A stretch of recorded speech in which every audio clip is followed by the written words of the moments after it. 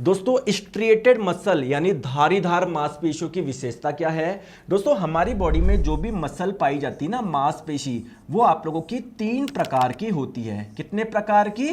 3 प्रकार की। एक तो वो वाली मसल जो हमारी हड्डियों के ऊपर पाई जाती है, उसे हम लोग बोलते हैं स्केलेटल मसल, और दोस्तों हिंदी में हम लोग बोलते हैं कंकाल मांसपेशी।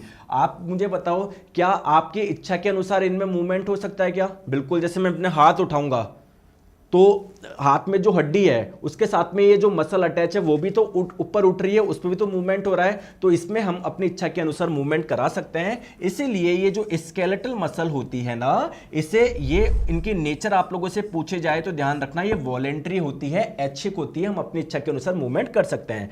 दूसरी बात, जब आप लोग माइक्रोस्कोप से देखोगे तो ये जो मसल या मस्कुलर टिश्यू, टिश्यू क्यों बोल रहे हैं? क्योंकि बहुत सारी कोशिका से मिलकर बना हुआ है। तो जब माइक्रोस्कोप से आप लोग देखोगे ना, तो ये जो मसल होती है या मसल जिन कोशिका से मिलकर बनी होती है ना, उसमें एक डार्क लाइन होती है, फिर एक लाइट, फिर डार्क, फिर एक लाइट, फिर डार्क, फिर एक लाइट। तो ऐसे धारी आप लोगों को दिख रही है क्या? बिल्कुल। तो इसीलिए स्केलेटल मसल को हम लोग स्ट्रिएटेड यानी धारीदार मांसपेशी भी बोलते हैं। दोस्तों दूसरी बात आप लोग ध्यान रखना, देखो एनसीईआरटी में दिया हुआ है किसके बारे में? स्केलेटल मसल के बारे में, कंकाल मांसपेशी के बारे में, कि दोस्तों ये जो मांसपेशी जिन कोशिकाओं से मिलकर बनी होती है, वो कोशिका कैसी होती है? लॉन्ग होती है, लंबी होती है, सिलेंड्रिकल होती है यानी बेलनाकार आकृति की होती है, अनब्रांच होती है, इनसे कोई ऐसे शाखाएं नहीं निकलती। आगे बात समझ में? और इस एक कोशिका में एक से अधिक न्यूक्लियस होते हैं इसमें, ठीक है?